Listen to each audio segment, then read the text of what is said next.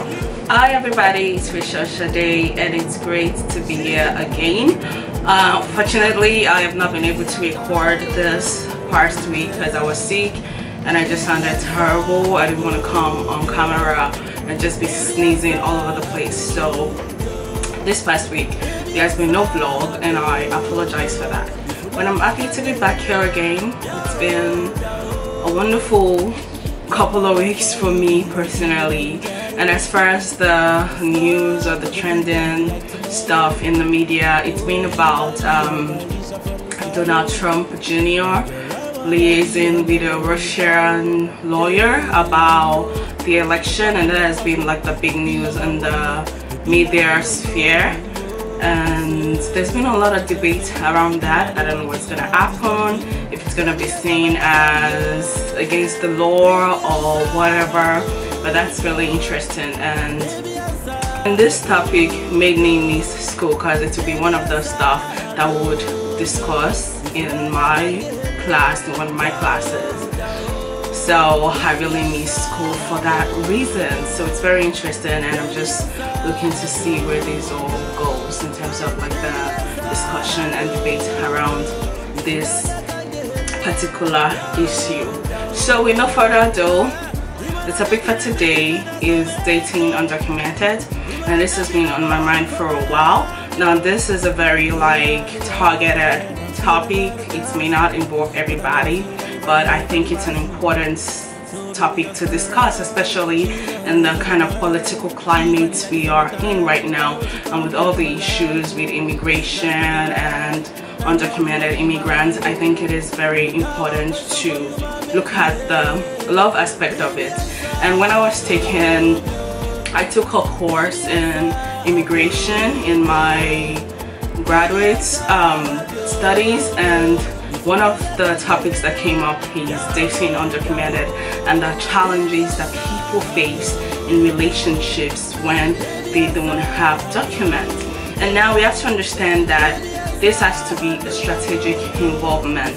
Someone that doesn't have a document would not want to date another person that is equally undocumented. So, and they don't have like the freedom to date casually or anyhow like regular people who are green card holders or who are citizens would, because they have to be thinking about, when I get with somebody, I'm getting with somebody that can potentially help me with my documents. So I think this is a very, very important topic to look at. So it's really challenging, and it would not even make sense really for two undocumented people to date, because at the end of the day, you really can't help each other. It would not really be advisable. So the person that don't have document is definitely thinking about that strategic alliance, because at the end of the day, the goal is to get a paper. Now, here are the challenges for people that are trying to get involved with undocumented immigrants, rather, a citizen or green card holder. Trust. I think trust is like the major challenge. Can I trust this person? Is this person just using me, or is this person trying to use me? Do they really love me? And I'm not talking about those people that are going into it as a contract, because some people, they understand like the terms of agreement. This is a contract, we're just gonna get married, blah blah blah. Or some people are like genuine about the relationship, and they're worried if the other person just wants to use them to get papers, or if the other person really genuinely wants to marry them and be with them. So this is like one of the major issues, trust. And I have seen a lot of instances whereby things don't work out. You help somebody to, you know, you marry somebody for the sake of helping them get their papers, whatever, and the person at the end of the day just flee, just run away. And this is person that has professed that they love you sincerely, and I've seen that happen. And I've also seen instances whereby it does work, like this person is really genuine and the relationship is still together and they really love each other. I've seen instances like that. But the issue, the major issue, is still trust. Like, how can I trust this person? How am I sure they're not just trying to use me? And I just want to say, first of all, pity is not a good motive to marry anybody. If you decide you want to do this for somebody, be sure that they genuinely love you and that you love them too. Pity, because I feel sorry for him or her and I just want to help them, is not a good reason to go into marriage. That is not a good reason to go into marriage. You have to be sure, completely sure, that I love this person and this person loves me too. Because marriage is a serious issue, and it becomes even more serious when you're marrying somebody who doesn't have documents. It becomes even a more serious issue because you have to think about all of that, how their status play into it. And finances is also a huge part of this, because if someone is undocumented, the chances of really earning is very thin. And for that reason, the spouse who is attempting to help is going to have to carry a lot of financial burden in a lot of cases. So you have to also be prepared for that. And the thing is, you have to know like what you're getting yourself into, all the pros and cons. And I've seen situations whereby people get married and it's not that they don't love the person, they are helping out, they do love the person, but after the marriage or when the relationship is going on, they tend to take advantage of the other person because the other partner is undocumented. They take advantage of them in terms of, hey, I'm helping you out so I can treat you anyhow, or I can do whatever. And that is not nice, that is not good. So you shouldn't do that. If you're helping somebody, fine, you're helping them, but that shouldn't be an avenue for you to take advantage of them or to use them or to maltreat them. Like, I've seen a lot of abuse in relationships when it comes to that, because the spouse is undocumented. The person that has the documents is just like, hey, I can treat this person anyhow, I can use them as my houseboy or house girl or something like that. That is not nice.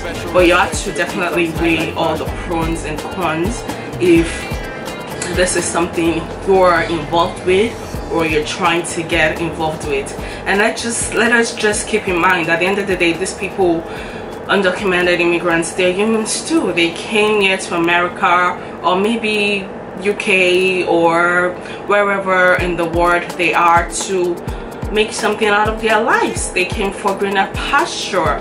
The situation they were in their country must not have been all that great, and they came to make something better out of their lives. And at the end of the day, this is all what we want to do as well.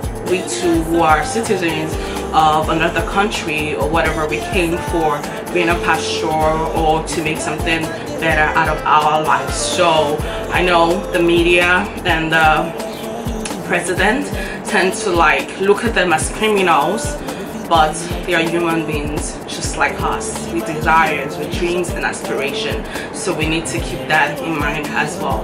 So I just want to say, keep in mind that these people are human beings too. If you want to help, know what you're getting yourself into. These people, they have to make, undocumented immigrants, they have to make a strategic alliance with the person they're getting involved with off the back. Like, all that is just like the way it has to be. So you have to know that. So there's no reason for getting involved and at some point you're like, hey, I can help you, or I didn't know, or something like that. So before you get involved with somebody that don't have papers, you have to keep that at the end, at the back of your mind. It is a strategic alliance and you cannot be ignorant, but just weigh all the pros and cons and know what you're getting yourself into, and be 100% sure this person is genuine about you. If it is a contract, that's a whole different situation. But if you're going into marriage genuinely as a couple who love each other, just know what you're getting yourself into. And if anybody is watching and you are undocumented, I just want to say, be honest with the person you're involved with. There is no reason or no need to trick people into marriage just because you want something from them. Be honest with them, be open, and the right person that genuinely love you may really come along, or you may need to do a contract. But be honest, there's no reason to break somebody's heart just because you want something from them and then after you get it you flee. So that is not nice. So that is my vlog for today, and thank you for watching. And for my quote, I've decided to share a quote from myself, a quote that I wrote in one of my blogs. So I decided to share the quote, and the quote says, "Don't put so much weight on physical beauty while you miss out on the inner treasures of a person. The woman with the purple hair color could have a heart of gold, while the one who dresses like a nun could have the heart of Jezebel, vice versa." So don't put so much weight. Like my generation, I know we're all about the makeup, we're all about the six packs and the perfect arms and the perfect shape and everything, but I just want to say it's what's in the heart that really matters. So don't put so much weight on the outer beauty of a person or handsomeness of a person and miss out on the inner treasures. So take time to get to know people for who they are, not for what they look like. And that is just my little quote to leave with you today. And for my question, the question I got was related to the topic I just discussed, dating somebody who is not documented. What is my advice? And I've spoken about it throughout the vlog today, so that is my advice. What you're getting yourself into, and be absolutely sure this person is in love with you, and definitely seek advice. You cannot be too smart, you cannot know it all, so seek counsel, seek advice from older people or people that are involved in the same thing, and that's it. So have a great week, everybody, and I hope to see you again next week. Bye bye.